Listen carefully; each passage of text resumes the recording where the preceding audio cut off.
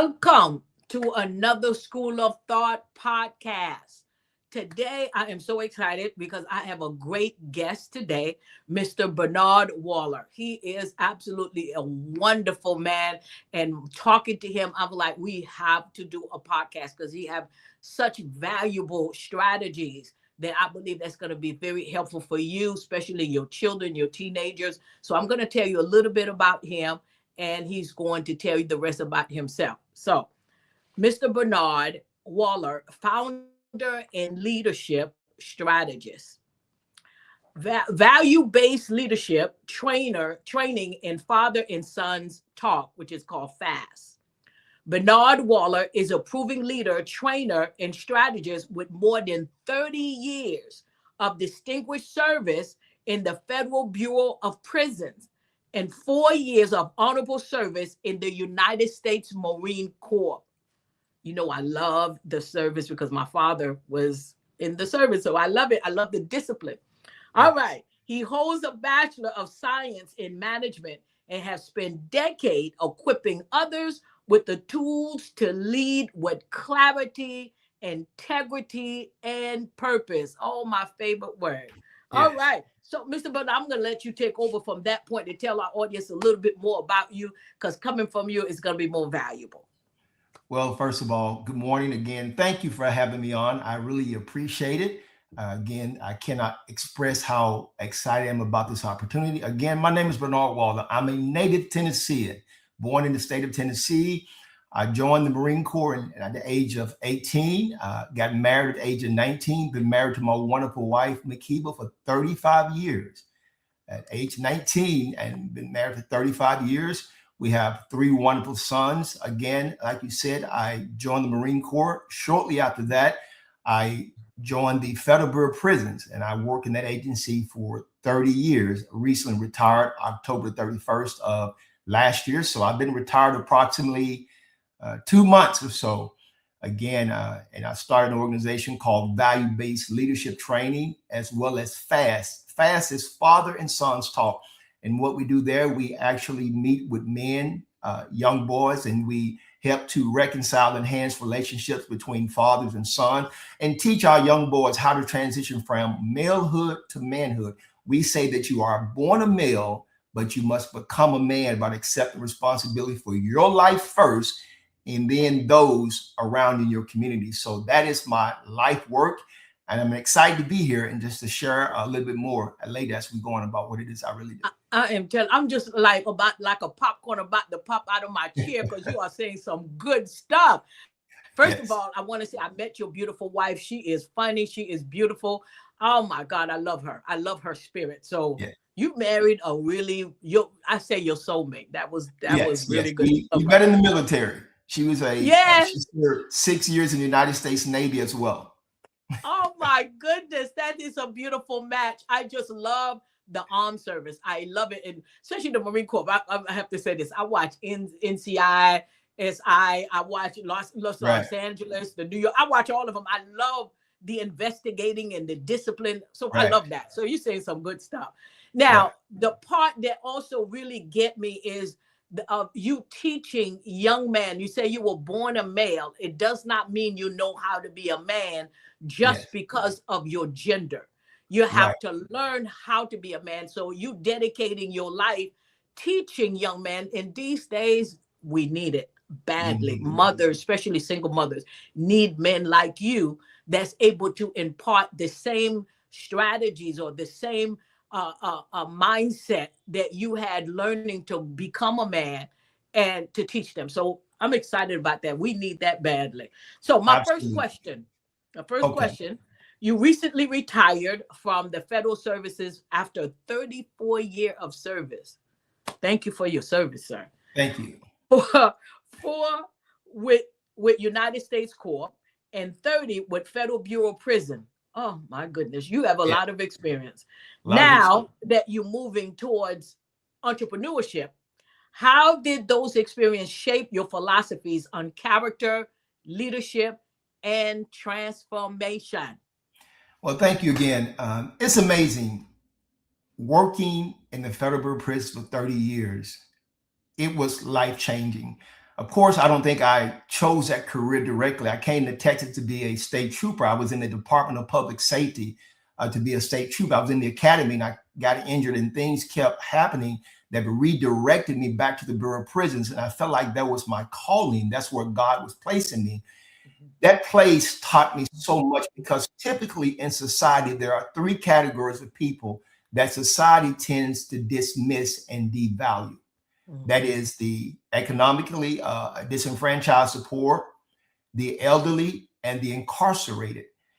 And that place helped me, because when you can add value and value those that society says that don't have value, when you learn to treat them with respect and you learn to respect them and value them, I think you've achieved something in by way of leadership that allows you to impact and influence others. Going in those prisons every day and looking at those young men, I always say this here: people in prison are not necessarily bad people. There are people who made bad decisions and poor decisions, but they're worthy of respect and value. So my character, my leadership training was carved out behind those walls, learning to interact and treat them in respect. And the goal was always this here: to help them return to be productive citizens of society and to rebuild their families. So my character, my leadership, and that whole transformation, not just for them, but I was greatly transformed, and I became a better person because of that environment.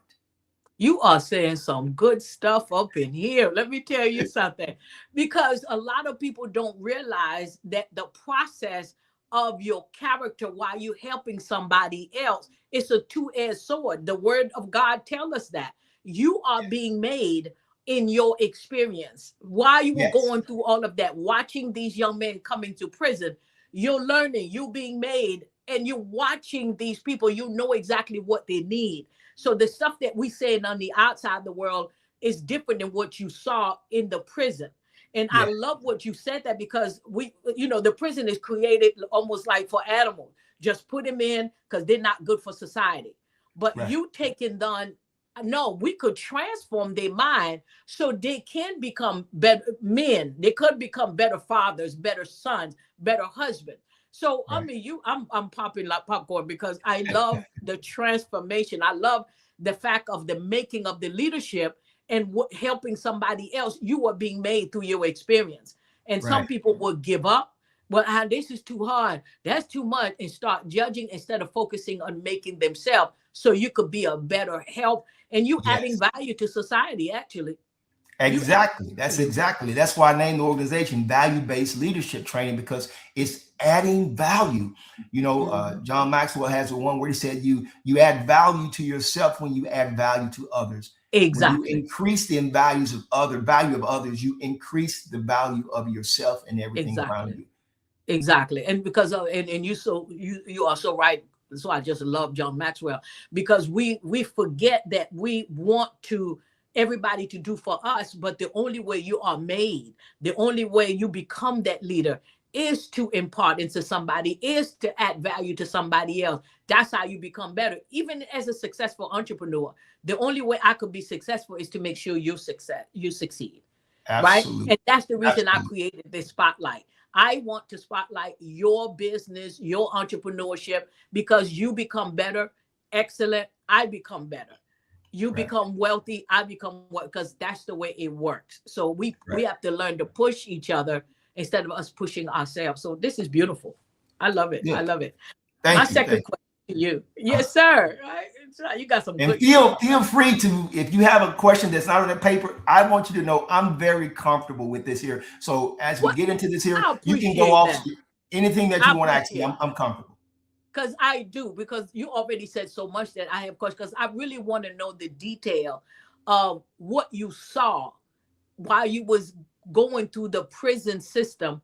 What did you see in the young man that really awakened to say, you know what, this is what they need. This is what happened, and this is what I should do better.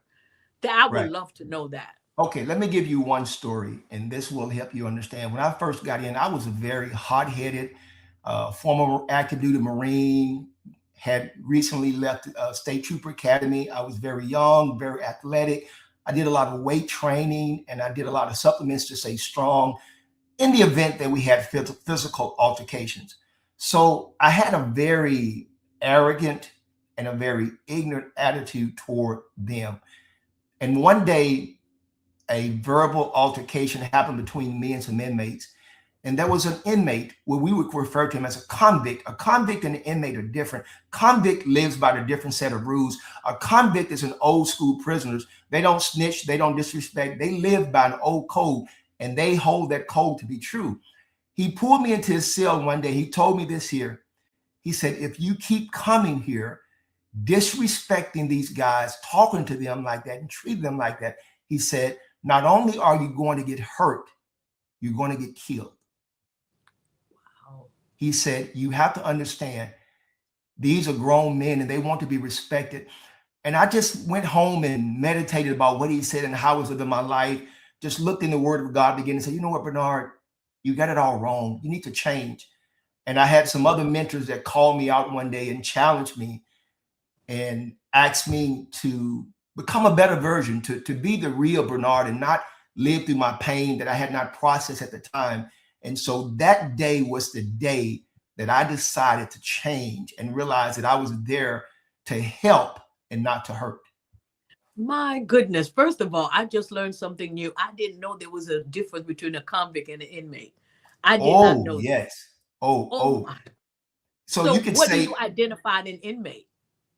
A convict, let me say, an inmate is the term they use now. It's more of a new generation, like generation millennials. It's a categorization of how they conduct themselves. It's an era of, say, for instance, these are people who are born in social media. They're born in this social media area. But this convict area, if you go back maybe 30s, 40s, 50s, up to the late 70s, 80s, and possibly early 90s, they live by a code where you cannot snitch, you cannot tell, you must respect everybody, and you do things a certain way. And if you violate that code, there are severe consequences for doing that. Wow. Possibly even death. Wow. They live by a different set of rules. That's it. This is so good. This is, and that really tells you. Now, you had someone that was in prison, a convict, that literally gave you a word that changed the rest of your life journey. Who would have ever thought that somebody behind a prison wall will be carrying a wisdom that helped you change your journey? That tells me so much right there. Yes, he changed my life. That actually, he was actually sentenced to death, and he had his sentence commuted to life. He had committed murder, and he was supposed to be executed. And the government decided to commute his sentence from death penalty to life in prison. And he is someone who just sort of pulled me in as a young 24-year-old man and said, hey, you're doing it all wrong. Wow.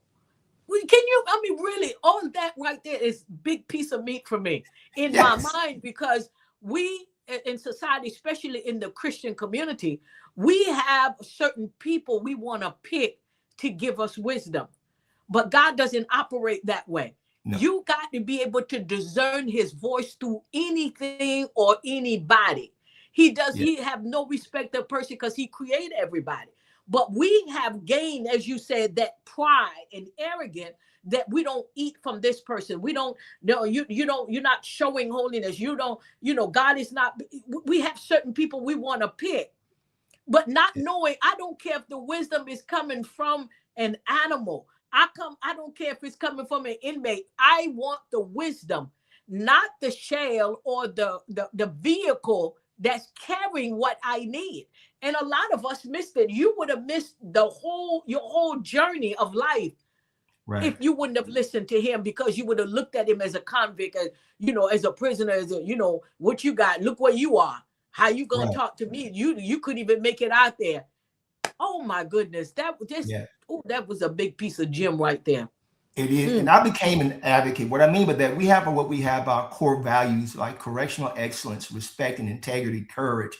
And so My deal was, as I grew into my leadership skills and my character became solidified and consistent with the word of God, consistent with my beliefs, I realized that I was going to be true to that character and to those leadership skills. And I was going to defend the rights of everyone, not just the officers that worked there, but also the inmates. And so they learned that if they had an issue, that you could tell Mr. Waller, and he will take care of you. He does not care the fact that you're an inmate, or he doesn't care if the officer is wrong. If that officer is wrong, Mr. Waller is going to correct whoever is wrong. He doesn't play the blue line, us against them. It was righteousness. It was right standing. It was policy and doing what is right. And that's how you really gain the respect in those environments. And that really transformed me into say, you know what? This is what I want to teach in the world. I want to help organizations add value to their staff, to their members, to their team members, whoever it is that is working with them, by implementing these values and this standard of respect for everyone, because it could change everything about your organization. So what you've learned is in teaching others in leadership, that especially young man, that you don't have to carry a title to respect somebody. You respect anybody. And just, you remind me when my character was being first made, when God was using homeless people to teach me to respect everybody, not Right. the people that's on the pulpit, the people that carry a title.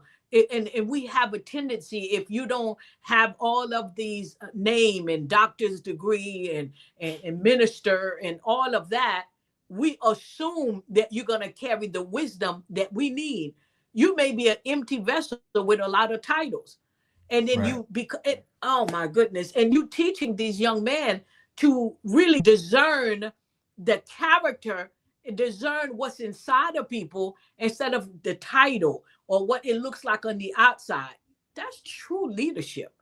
I'm just so, right now, I'm so full. You really got me like, no, I am just so full. I love that, because I know there's a lot of things that we missed, a lot of wisdom that passed us by because we watch how the person dress, or we watch how what title that they have, or if they're popular, if they're on television, they're this, and we miss all of that. And the person that just passed right by you, or as you said, in prison, have a wisdom that you didn't even know. And I'm just like such an awe right now. And I'm watching your whole concept of leadership training with fathers and son was birthed out of a wisdom a convict gave you and pull you aside.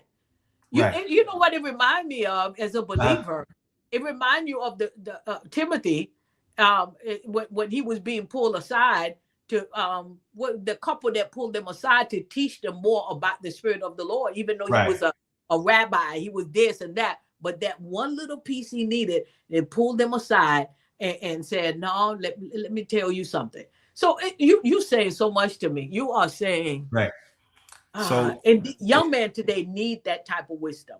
And that's why, so value-based leadership is what I do to teach organizations, companies, and I go around right now. I'm actually building my clientele. I had a client last week. I spent a day with them. They had 18 team members, and we was teaching them how to really improve their performance in the market and be more competitive.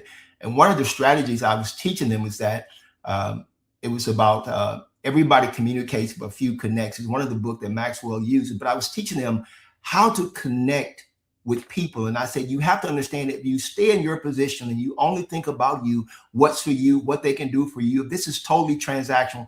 But when you come to their side and learn their story and understand what they're going through, you can connect in a way that the relationship will go beyond that moment, that day, or that phone call. And you can really move in the market like never before.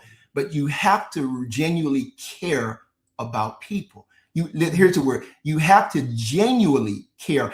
Even if they don't do business with you, if it doesn't work out, let them know that you care about them. And, you can build trust that way. I think there's a statement, Stephen Covey says it's way, how do you lose trust with 1,000 people? He said, this is how you lose trust with 1,000 people, by losing trust with one. How do you gain trust with 1,000 people? By gaining trust with one. Every person you interact with, you must value them and work to earn their trust. And once earned, you should never violate it. I like that. Well, I want to ask you, what does that look like for you when you said, well, let's say earning the trust with one person? What does that look like in the natural, like to a person in reality, instead of trying to gain the trust of 1,000 people? It means it's here. Who do you talk to? What do you do next? We say you do what's in front of you, because that's what God has put in front of you. Instead of looking down the line and trying to figure out what's down the line in the future, you understand that what he puts right in front of you is what you deal with. And that person in front of me is the person I need to value, I need to respect, I need to honor. And there's a reason they appeared on my radar of life. And when I understand that there's no such thing as coincidence and mishap, that this person is here by divine design, then that makes me engage them differently with all these principles. And once I gain that trust, I don't violate it. And so that's how I approach that. That's what it looks like for me. Every person matters. And what you just said really says something that we overlook the people in front of us, and we're looking behind them, on the side of them, or ahead of them. And it's almost like the answer is sitting right there in front of your face. The person in front of you, you overlook them because sometimes we're looking for the easy way, or maybe the person behind you is, or it's easier to deal with. But the person in front of you is what you need. It may seem hard, but you need. They're there for a reason. Yes. Absolutely. Yes. Yeah. Oh my God. You saying so much. Now, one more question about, because I like details. When you say show them how much you care, tell me, what does that look like in the natural? In the natural. So here's what I do. For instance, if you go into my grocery store in Mansfield, in the local area where I live, when I walk in, I am not just a member or shopper or patron. I am known as Bernard Waller. Why? Because I take the time to ask the stockers. I can go to the store and say, oh, Steve, he's in the deli. Chastity, she's working in the vitamin area. Mariah is the cashier. Nayana is a cashier. Mark, Robert. I care because I take the time to say, I don't want to talk about me. Tell me about you. What is going on in your life? What could I do for you today? How could I help you? Here's a funny thing I did one day. There was a lady, and she had dropped a lot of blueberries at the register, and it made quite a mess. And so I was in line. So I got up in line and I started grabbing tissues, and I asked the people in the store, could you give me stuff? It's like, no, you don't have to do that. I said, yes, I do. I said, if I help her and you continue to check out her here, I clean this up, it's going to benefit everybody behind me. We can just look out for each other as long as we take time to take an interest. So for me, that caring means stop being focused on me and invest my 10, 15, 20 minutes to let that person know, hey, I'm here with you in this thing called life, and I'm going to walk with you today in whatever capacity you need me. That's how I do it. I'm searching for my pen. I'm writing as you're talking. I'm writing because you're like saying some good stuff. And then on top of that, you don't know who's on the side of you watching you and learning. Because I tell people, life, of course, life is a classroom. You are teaching even when you're not teaching. Because somebody is watching you and how you interact, how you answer, how you speak. And they're on the side, and you may be sowing a seed that's going to change the rest of their life by them watching you and saying, oh, I never thought about that. So you still teaching and training when you're not even attending to, you're not intending to do that. You're not paying attention, but because it's your lifestyle. Absolutely. I've learned from a business standpoint that because of what I do, I love to do public speaking, and I'm always training, and I never know who my clients are going to be. So every time I leave the house, I realize I'm on the stage. every time I step out of my house, I realize I'm under observation. Therefore, I'm mindful of my behavior. And when you live in such a consistent way, when you have character, you don't have to be two people, three. You can just be one person all the time. There's an old saying that a man or a woman or a person with two faces will soon forget which he or she is, and the wrong person will show up the wrong day. So I choose to be Bernard P. Waller every single day of my life. I like I'm that. going to be true to who I am. And that goes to the next question, because you do have to make that choice every single day. It's not an autopilot. Right. I love that. Here's my next question. We know that your true change and transformation is not a one-time event, but an ongoing process. How do you personally stay grounded and growing as a leader and a man of faith? Listen, I think that's a great question. First and foremost, I go to the source every day, the source of wisdom, the source of knowledge, and I allow, through the reading of God's word, through prayer and meditation, I just present myself and say, God, if there's something in me that needs to change, that needs to grow, if it's an attitude, make me aware of what it is and give me the principle. And I put myself through that every day to grow and to be a better person, and not to accept who I was yesterday as a finished product, but knowing each day I can be better, I can do better. And I set the bar in my life that tomorrow I will be better than I was yesterday. I'm going to be a better person. So I hold myself to a standard of continue to grow. That's the scriptures say we go from faith to faith, from level of glory to glory. It's always about ascending and growing and not becoming complacent. So I'm always trying to stretch myself every day.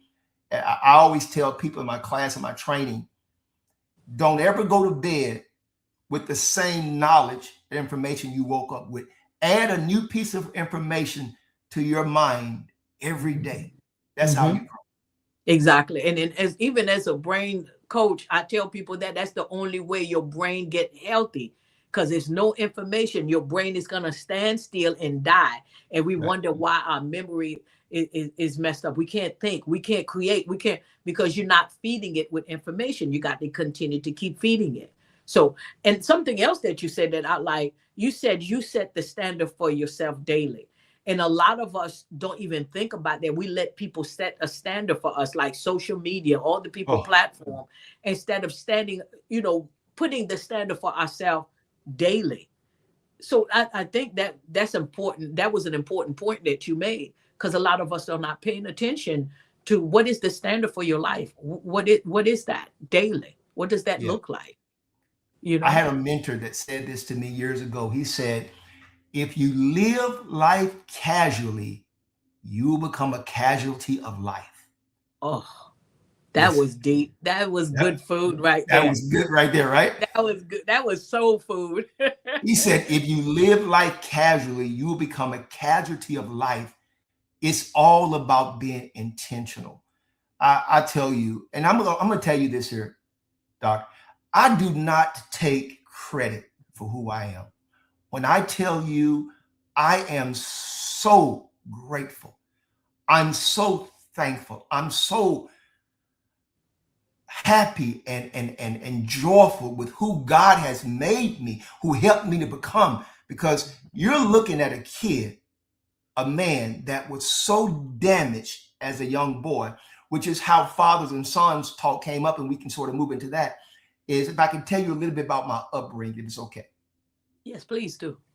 So I grew up in a home, and this is what the book is about. I'm going to be releasing soon. It's going to be called The Greenest Leaf on the Tree. And Doctor, here's the story. From 0 to 12, I lived in a household. And the man who I used to call Dad, at the age of 12, I accidentally discovered that he wasn't my biological father. Overheard a conversation when someone thought I was asleep, that I wasn't really supposed to be privy to. And it sent me into a whirlwind. So from 12 to 25, I was inquiring, not physically looking, but in the community, I was looking at men that I would come across, older men, like, wonder if he's my dad. And I would be looking like, he looks like me. But and so for 13 years, even during the military, I was just on a journey of saying, well, where's my biological? Yeah. At the age of 25, I was able to locate my biological father. Wow. And here's the amazing part. The man who I lived next door to since I was a little boy from age 5 and worked on his farm, and he was my supervisor, my neighbor, that was my biological father. That's enough to just let out a scream like, what? I can't wait till your book come out. That's a real plot. That's a real book. It is. I'm sure that was devastating. You know, I'll tell you, I couldn't imagine the things that I was going through, because here's the deal. There are 3 characters that I talk about in the book. The original book was entitled Forgiving Father, but I changed the name for a reason. So the book is about going from fear to faith and to forgiveness. Because I had a stepfather.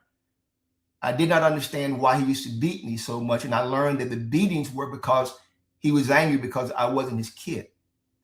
I wasn't his child. But he had 12 or 13 other kids in the community. He was doing a lot of things himself. So, and then you had my biological father, who I lived next door to, and then my mother, who deceived and did not tell me the truth. And so I had trust issues as a young man.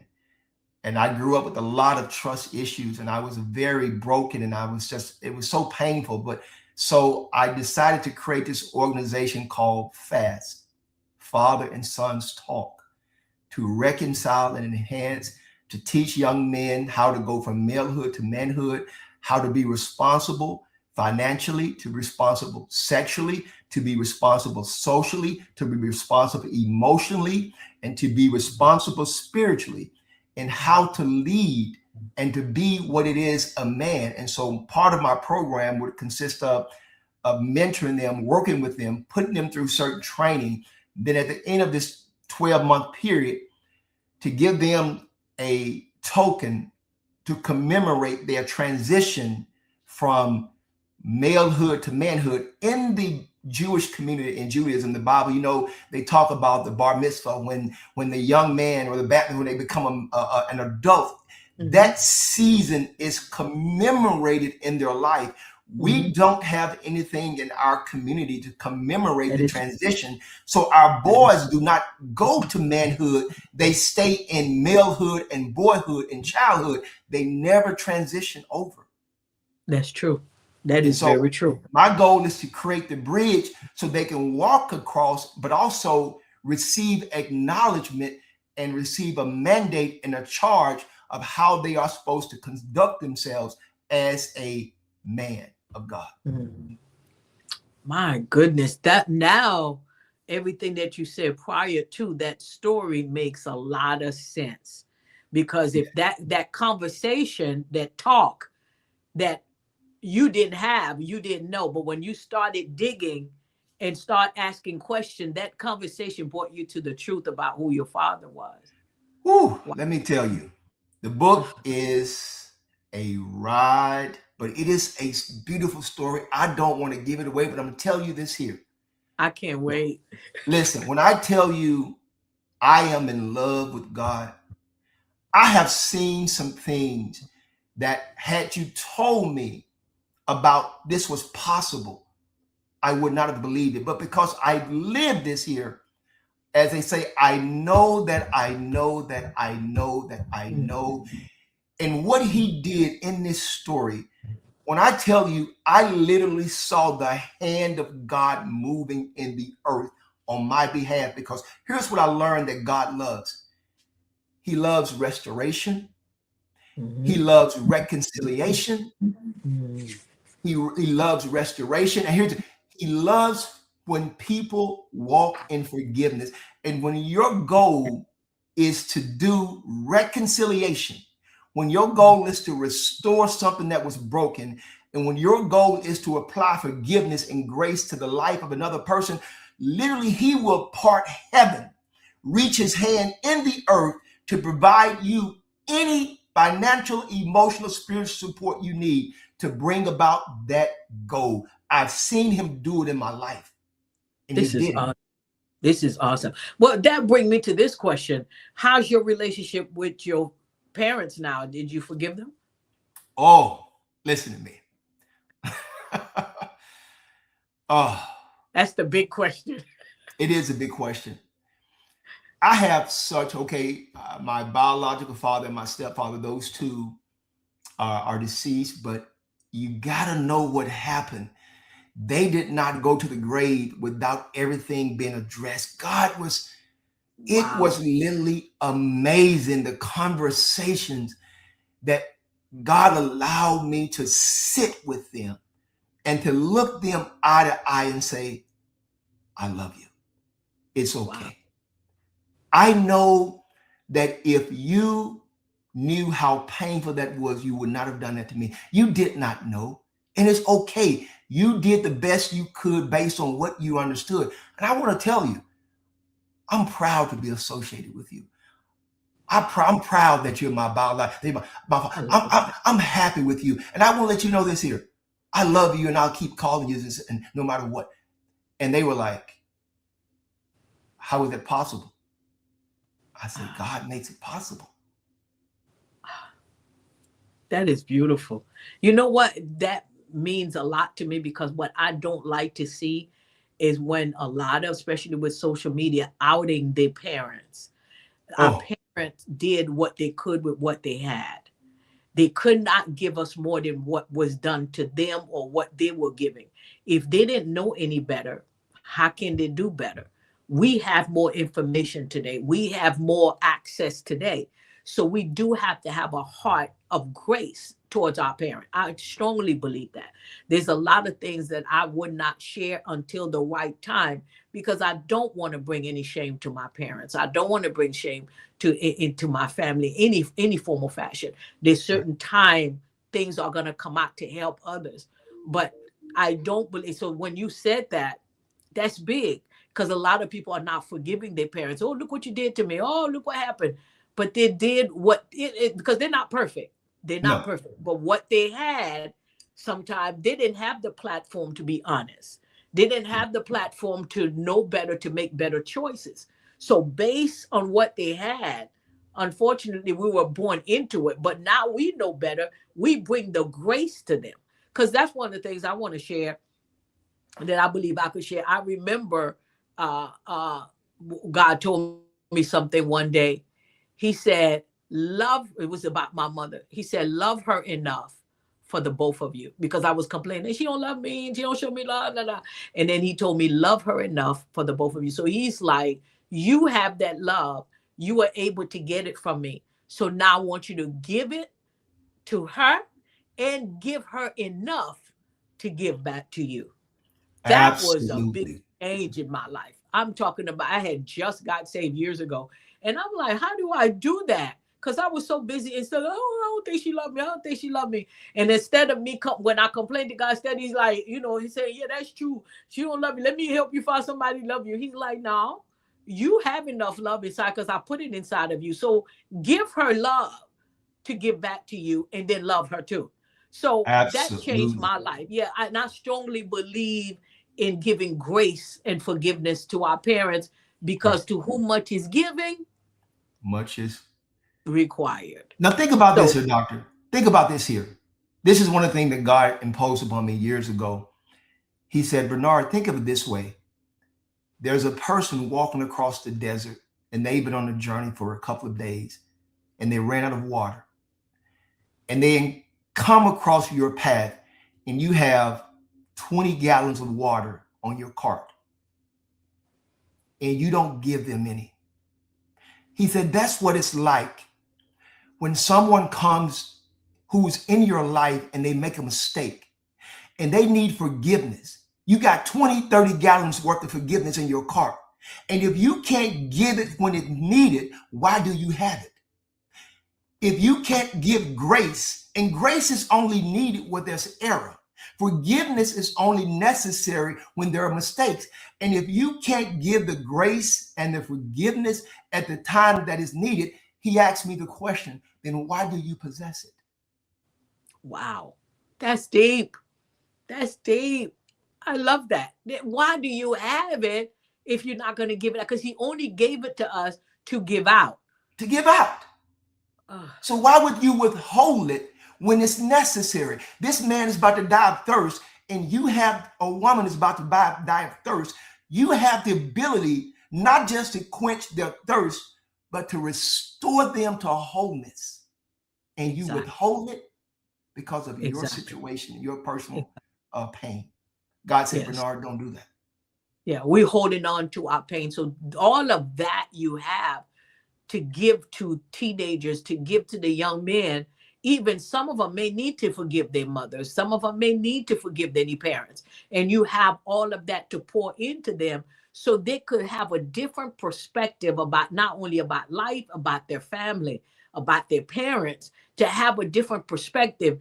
And now I'm teaching you. I'm training you. I'm teaching you how to be a man. Now I need you to take all of those ingredients and then turn it to forgiveness towards your family and stop being so angry of the choices that they made. Think about they didn't have a choice. I would say it's not their fault. They just only had what they had. So sometimes the answers we're looking for from our family or from our parents, they don't have the answer. They don't have So the we answer. stop looking for answers. So one thing that Oprah always said that stays with me a long time, that forgiveness is giving up the hope that it could have been different. Because a Ooh, lot of us are that we are looking for it. You can't go back and change the past. It wasn't different. So what do? I have to find closure in me forgiving and letting go. That's yes. the answer. So you have a lot of value to pour into young man. I am just like so excited because I'm like, where are the real men? When are they going to teach these men how to be men? And I'll you tell are you one what. of them. Yeah. I'll tell you what this here. Listen, I'm working on the website. I'm working on I'm working on so many things right now. Since I've retired, I have the availability to be fully committed. And I am going to launch this movement. I'm believing with God's help and the support of others that we will be able to really make an impact. I started this years ago, but what happened was I was doing it the wrong way. I was a one-man show. I was creating advertisement, doing all the promotions. I was doing all the teaching, setting up, providing all the food, setting up, breaking down. And it got to the point where I was mentally and physically exhausted. And then I lost my brother during the middle of that. And it was very tragic, and I was just emotionally spent, and I had to sort of park that vehicle. But I'll tell you an example. When we first started Fathers and Sons Talk, and God gave me this idea, we started to meet in a couple of hotels here in the Mansfield, Arlington area.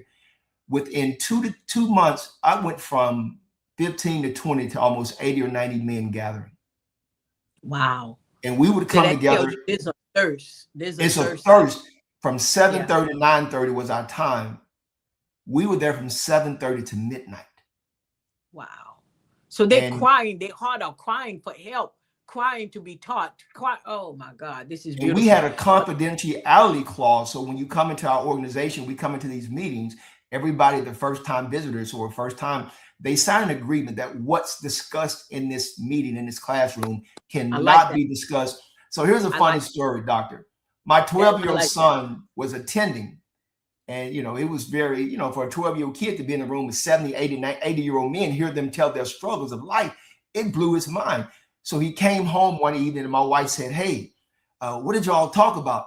And this is what my 12-year-old son looked at his mother and said, Mom, I signed a confidentiality clause. I cannot discuss the meeting with you. I thought that's beautiful. That is beautiful. See, that's the first thing he learned. That's the first thing he learned. No, this is beautiful. It is such a pleasure to be. Well, let me tell you something. I am going to stay connected with y'all. I am going to help as much as I can because I believe in what you're doing. I believe in your vision wholeheartedly because I know it's needed.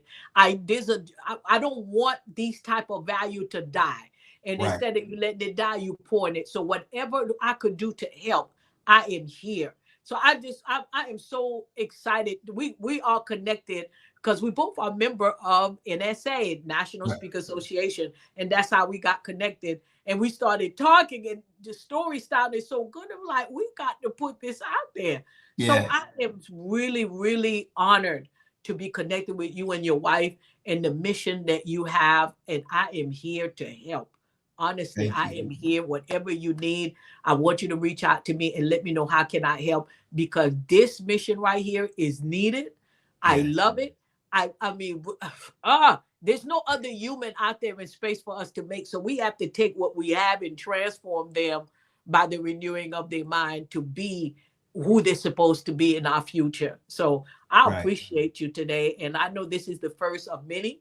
And we're gonna have to do this again as you move forward, as the book come out, as the Yes. website are open. We have to do this again, because this, whatever, however I could help bring it out there, because if anything that's bad, any gossip or anything, they just go viral. But the true wisdom of what we need, because I believe, especially single mothers, that's what I was thinking. Single mothers need to, this is almost like a camp. When you send your Yeah. children to a camp, you need to save money to invest in your child, so Yes. this child could get this type of wisdom. So you don't have to grow up by whatever social media said, whatever the television said, but what God had put inside of your child. And to Right. find someone to just open up the shell, to find all the greatness that your son have, and to find someone like Mr. Bernard to impart into them, or to teach other leaders to impart into these children. So Right. I highly recommend this strategy, this development, this program to Right. especially single mothers, to help with fathers and sons. And oh my God, to give them, even some fathers, people that have two parents, father and son, we all need help. So this Oh, could be an most definitely. It additional takes the grant. community. Yes. Because these days, the children not even listen to their parents. So if you could come in and they've turned their attention to listen to you, I'm sure parents will say, thank you. Yes, absolutely. Give an example. I meet so many men every day. As an example, I met one 2 days ago at the gym, and his name was Kareem, and he's actually 29 years of age, and he was stumbling around the gym. I said, man, can I talk to you? I said, yeah. And so we got to talking, and after about 30 minutes of conversation, he said, could I get your number? Could you mentor me? I said, I have a program that you can be a part of. He said, man, I need your wisdom. I need your help, your knowledge.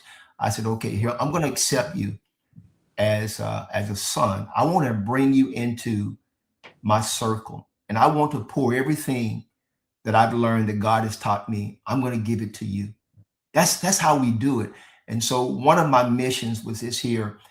I told my sons years ago, my wife early on, I said, my calling was this here, because of the situation I grew up in, which I thank God for, because if you like who you are and what you become, you cannot curse the path that brought you. That's Everything right. that you went through, he said, cause all those things to work for good. I don't begrudge. I don't reject. I don't hate. I'm not embarrassed about chopping cotton. I'm not embarrassed about being in the cotton fields and the hay fields. I'm not embarrassed about living in a house, my first home, with no water, no lights, not even a well, had to carry water from other places. But let me tell you, everything I went through was necessary for my making. So I said, here's what we're going to do. I gave my sons their charge. This is what God put us here to do. We're going to repair the old broken places in our family. We're going to be repairers of the breach. I said, upon my watch, with God's help, we're going to swing this pendulum in the other direction. We're going to reverse this cycle of poverty and lack of education, lack of walking with God, of violence and abandonment. We're not doing it. I used to tell my wife, I said, one thing will never happen. You won't take I'm never leaving my kids. I used to say this here as a little statement to reinforce that. I said, if you move to Mars, I'll be your neighbor. If you decide Mars is not good enough, you want to go to Pluto, Jupiter, I'll be there too. If you decide to hide on one of the rings of Saturn, you will find me next door to you. I don't care where you go. when it comes to my sons and my children, I will always be right there with you. I will not abandon them. That is my commitment. We are here to restore, to rebuild, and to do it after God's pattern. I love that. You know what? It was worth going over our time because this good stuff over here, I love it. I love it. And I thank you so much for sharing everything that you share. And I want you to share this video, especially with single parents, single mothers. I want you to share this video. This wisdom is needed. So, and I thank you so much for sharing this time with me and with our audience today. And I'm going to tell you something. You're carrying something very valuable. So we're going to talk again. We're going to have to do.